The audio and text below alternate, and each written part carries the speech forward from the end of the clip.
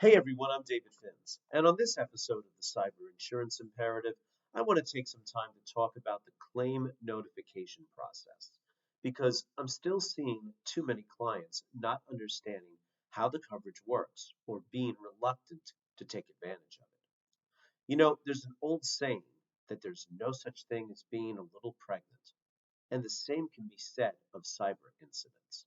An actual or suspected data breach, an interruption to your network, or receipt of a ransomware demand all trigger the notification requirements under just about every cyber policy that is available in the market today.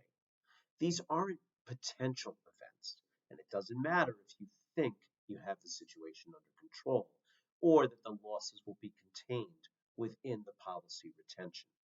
You need to put your cyber insurance carrier on notice of these. Now, why would you want to do this? Well, for one thing, it's a requirement under the policy. And if you don't notice them to claims, you're going to need to disclose them to the underwriters in the run up to the renewal anyway, because they are incidents that could give rise to coverage under the policy.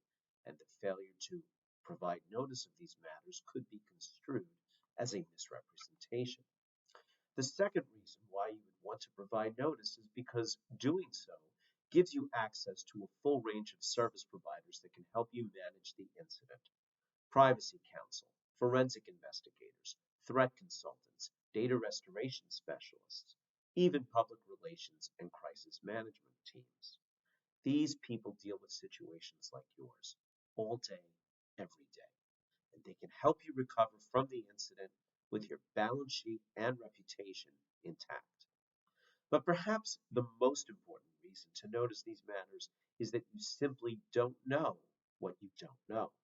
Too many times I've seen clients hit with some sort of network intrusion where it only becomes apparent weeks or months later that the bad actors are still in the system or have caused more havoc than originally thought. The typical cyber policy will tie the reporting obligation to the date when a member of the control group discovers or becomes aware of the incident. Now, what's a control group? That's insurance speak for the half dozen or so most senior executives for whom knowledge of the incident is imputed to the entity, not the guy in the mailroom, but the senior executives defined within the policy. And if it turns out that someone in the control group ignored the event and the time for reporting has expired, you're going to have a hard time getting the insurer to cover the costs associated with cleaning up the mess. Now, sometimes clients worry that reporting a minor incident is going to work against them at renewal, but more often than not, this isn't the case.